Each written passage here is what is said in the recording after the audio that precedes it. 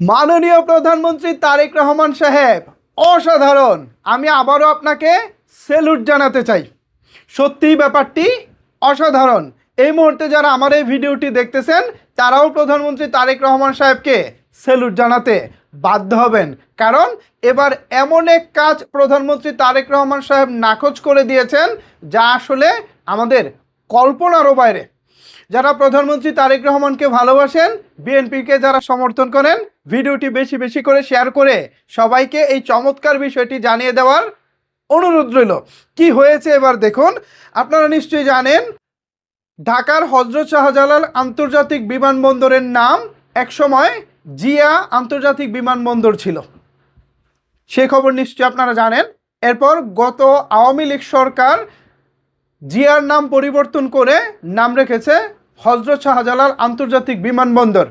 তো তখনই অনেকেই ধারণা করেছিল যদি কখনো ভবিষ্যতে বিএনপি সরকার ক্ষমতায় আসে তবে আমরা আবারও পূর্বের ন্যায় জিয়া আন্তর্জাতিক বিমানবন্দর হিসেবেই ঢাকা আন্তর্জাতিক বিমানবন্দরকে দেখব। তো এই যখন জনগণের ভাবনা, তখন দীর্ঘ প্রায় 17 বছর পর বিএনপি আবারও ক্ষমতায় এসেছে। এখন ক্ষমতায় আসার পর বিএনপি কি আগের নামে ফেরত যাচ্ছে? এই নাম বদলাতে কিন্তু 20,000 কোটি টাকা লাগবে। এই প্রস্তাবে কি প্রধানমন্ত্রী তারেক রহমান রাজি হবে? এই প্রস্তাবটি উঠে এসেছে মন্ত্রিসভায় এবং সেখান থেকে যে তথ্য উঠে এসেছে তা আসলেই অবাক করে দিয়েছে। কি আপডেটটা এসেছে আমি আপনাদেরকে একটু পড়ে শোনাই, আপনারা মনোযোগ দিয়ে শুনবেন।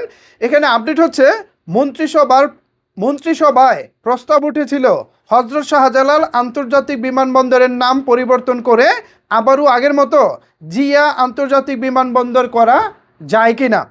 আলোচনায় বলা হয় আওয়ামী লীগ সরকারের সময় জিয়া আন্তর্জাতিক বিমানবন্দরের নাম বদলে হযরত শাহজালাল আন্তর্জাতিক বিমানবন্দর করতে বিপুল অর্থ ব্যয় হয়েছিল।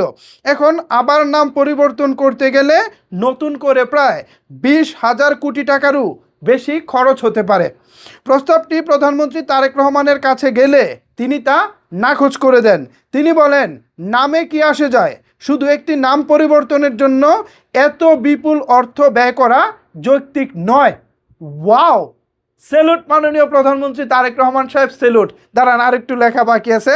তিনি আরও বলেন, এই টাকাটা জনগণের টাকা, জনগণের অর্থ শুধু একটি নামের পেছনে খরচ না করে দেশের উন্নয়ন, মানুষের কল্যাণ এবং প্রয়োজনীয় কাজে ব্যয় করাই আমাদের দায়িত্ব।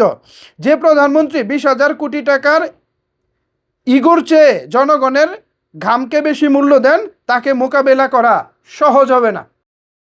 আসলেই তো, আসলেই আপনি চিন্তা করে দেখেছেন কতটা বড় কথা বলেছেন তারেক রহমান সাহেব।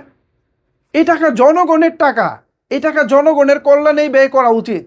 একটি নাম পরিবর্তন করার জন্য 20,000 কোটি টাকা ব্যয় করা মোটেও বুদ্ধিমানের কাজ নয় বা মোটেও উচিত নয়। আসলেই তো স্যালুট জানানোর মতো কাজ করেছেন। এমন একটা চমৎকার বিষয়, এমন একটা চমৎকার কাজ প্রধানমন্ত্রী তারেক রহমান করেছেন, সত্যি গর্বে বুকটা ভরে যাচ্ছে এবং খুবই ভালো লাগা কাজ করছে। ভিউয়ার্স, এই বিষয়ে আপনাদের মতামত কি ভাবছেন আপনারা? জানাতে পারেন আপনার মতামত নিচের কমেন্ট বক্সে। ধন্যবাদ সবাইকে এতক্ষণ আমার সাথে থাকার জন্য।